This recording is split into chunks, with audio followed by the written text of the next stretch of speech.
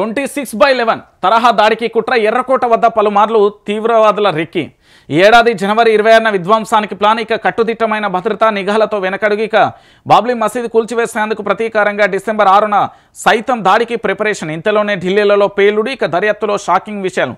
ఢిల్లీ పేలుడు కేసులో సంచలనాత్మకమైన విషయాలు వెలుగులోకి వస్తున్నాయి 2008 ముంబైలో జరిగిన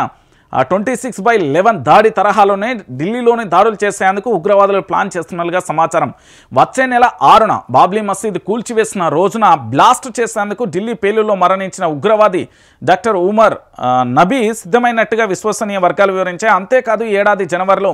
ఎర్రకోట వద్ద బ్లాస్ట్ చేసేందుకు పలుమార్లు రెక్కి సైతం నిర్వహించారని కానీ భద్రత ఎక్కువగా ఉండడంతో ఆగిపోయారని సమాచారం అయితే ముంబై పేలుళ్ల తరహాలోనే ఢిల్లీలోని ఎర్రకోట ఇండియా గేట్ దాంతోపాటు constitution club Gauri Shankar temple సహా పలు ప్రాంతాలలో టార్గెట్ చేసుకుని ఏకకాలంలో బ్లాస్టులు జరపాలని వ్యూహాలు రచిస్తున్నట్లుగా అరెస్ట్ అయిన ఉగ్రవాది మొబైల్ డేటా ఆధారంగా తేలిందని అధికార వర్గాలు వివరించాయి అంతేకాదు దేశవ్యాప్తంగా ఉన్న రైల్వే స్టేషన్లు షాపింగ్ మాల్స్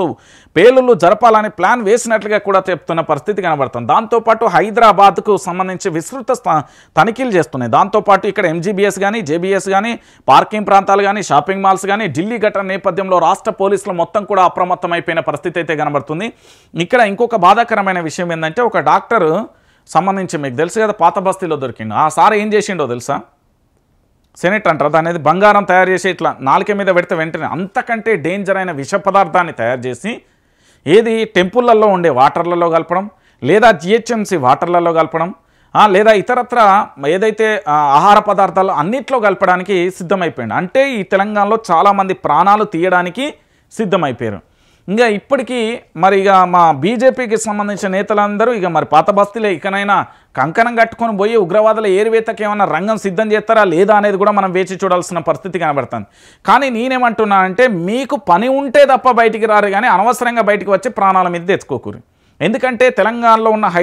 హైదరాబాద్ మూలంగా చాలా వరకు గతంలో